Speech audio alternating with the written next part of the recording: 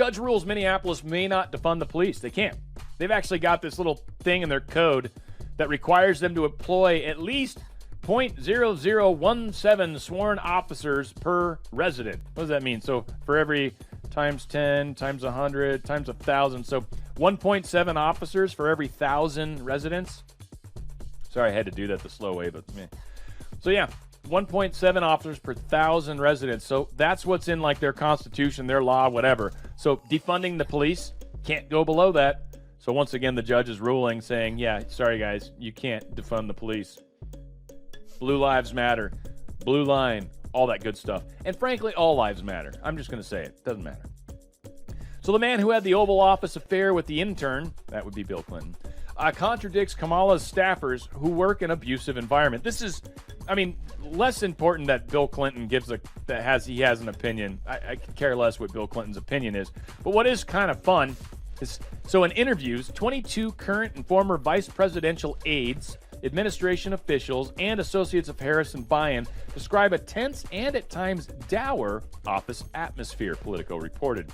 Aides and allies said Flournoy is an apparent effort to protect Harris, has instead created an insular environment where ideas are ignored or met with harsh dismissals and decisions are dragged out. Often, they said, she refused to take responsibility for delicate issues and blames staffers for the negative results that ensue.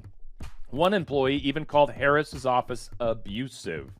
People are thrown under the bus from the very top. There are short fuses, and it's an abusive environment, the staffer told Politico. It's not a healthy environment, and people often feel mistreated. It's not a place where people feel supported, but a place where people feel treated like S. The report portrays Flournoy as a territorial, lifelong insider Democrat who has a tendency to isolate her employees from others. Apparently, that has left people feeling isolated from their jobs working for the vice president. Some who spoke to Politico said anonymously that they are looking for a way out, while others have already moved on from their jobs that they've had for less than 6 months. Deep State's having a hard time maintaining. It's even falling apart from within. For the people that probably love Kamala and Joe Biden the most are the ones that we're seeing push away from them. They're losing this argument. They're losing this war. We just have to keep pushing. As long as we don't give the deep state the power that they once had, we'll continue to push and push and push them back. We're holding the line. We're pushing them back. Senator Blackburn saying Biden is letting cartels control the southern border. Again, I just wanted to point out the fact that, one, she's awesome, Marsha Blackburn, Republican of Tennessee, and she's, calling a spade. Good on her. And really, I just wanted to remind that that is really the problem. The cartels are making billions of dollars, and Biden's really doing his best effort, it seems, to try to help them out. Now, we're going to finish up the border construction. Arizona's working on getting their funding together for that. And we're also seeing that Texas is doing much the same. And so, again, the border wall will be completed. The border holes will be stopped. This will get fixed. We just have to keep pushing forward. So something that's really interesting here, and I'm going to read out the bottom part first, and then we'll kind of hit the highlighted part. But Ray Venezuela, Maricopa County elections, under oath in December 2020, testifies that remote access was available and used. Why are they hiding the routers? Who had access? What did they do? Now, up here, and there is a security logon to this system which requires approval and credentials to be able to log into it with their users. And were offsite employees actually used for signature verification? Answer: there were a few offsite employees, such as our managers, that are part of the elections team that happened to be at the downtown office that would indeed assist. Proof, under oath, proof that they had connection to the internet, which they claim they didn't, which is in direct violation of what is required. These are not allowed to connect to the internet. Period. They're not allowed to. That was something from the federal government. That was their own stupid rules. Now, I'm sure Trump had something to do with that, but still, that's the rules. So finally, something to keep in mind on the Maricopa County. Paul Soros Sheriff Pizzone, whatever, he's obviously bought and paid for. He's not been very helpful. He's the one that's not letting us have the routers. Then you've got Chuck Rotary Fitzgerald. He's not very helpful either.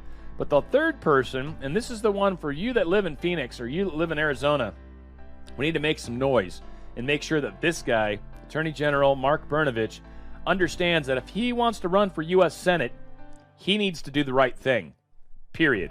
And he's one of the only 3 people, apparently, that have the power to enforce the subpoenas. So, Mark, if you think you would like to have any future in politics, you need to do the right thing, period. No ifs, ands, or buts, because here's the thing. If you don't do what we the people ask you to do, or let's put it a different way, if you don't do what we the people demand that you do, you won't be in position any longer, period. That is how the game will be played going forward.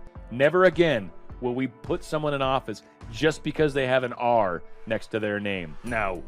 Unless we're doing Talk Like a Pirate Day, it ain't gonna happen. Mr. Brnovich, matey. You're going down if you don't do the right thing.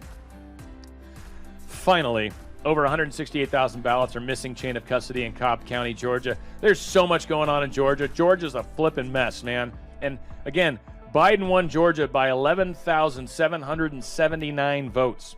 We've got thousands and thousands of votes that are ballots that are chain of custody are lacking. 168,000 just out of Cobb County. Got another 89,000 that they've mentioned in Cobb County. So one thing that's interesting, I want to read this one part here. The proper process of closing a precinct for advanced early voting or election day voting includes the printing of tabulation tapes from each ballot scanner where votes are cast.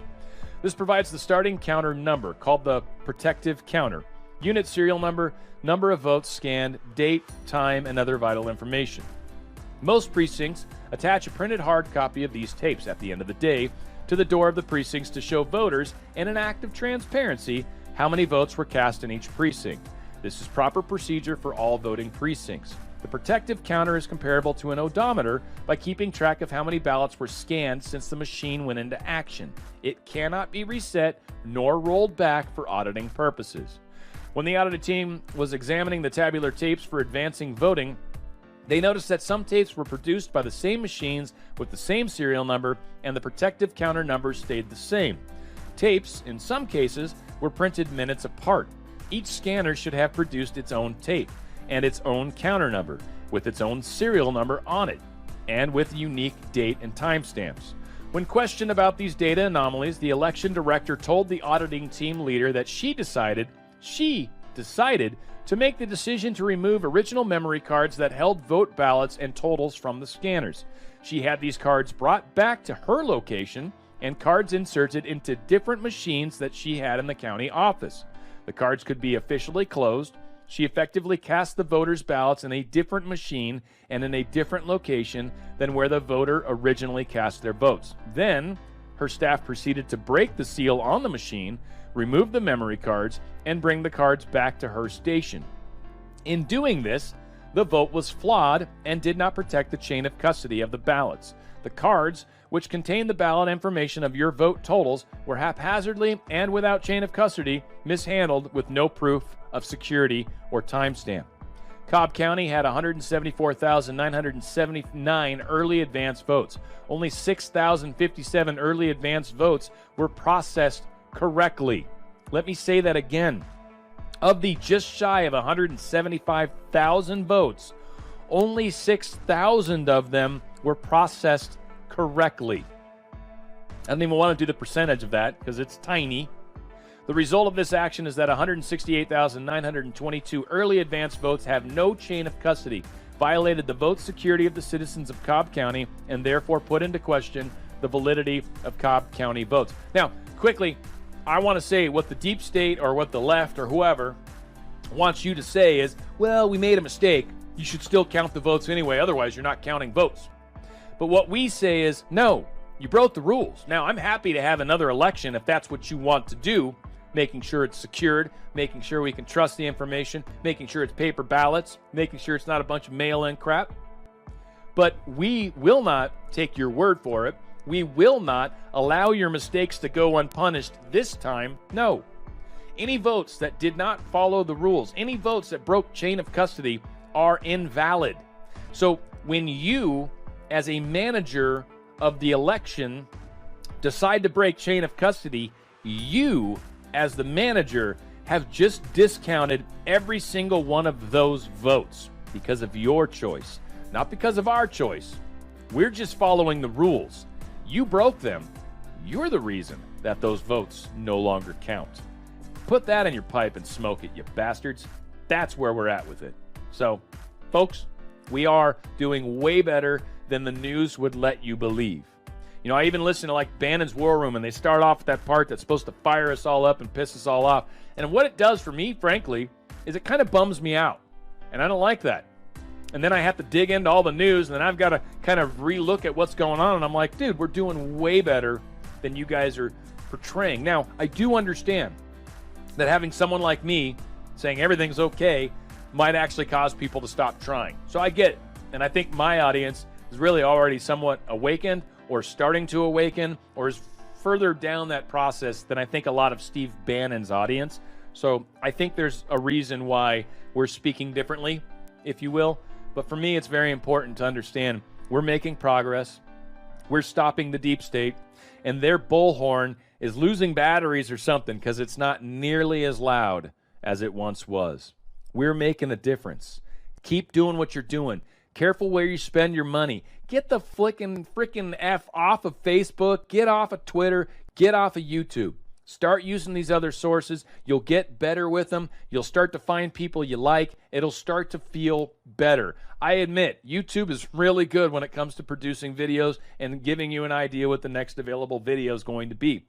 But the fact that we've got Trump on Rumble now and a lot of people on Rumble now, Rumble's going to start spending money and start making their software better.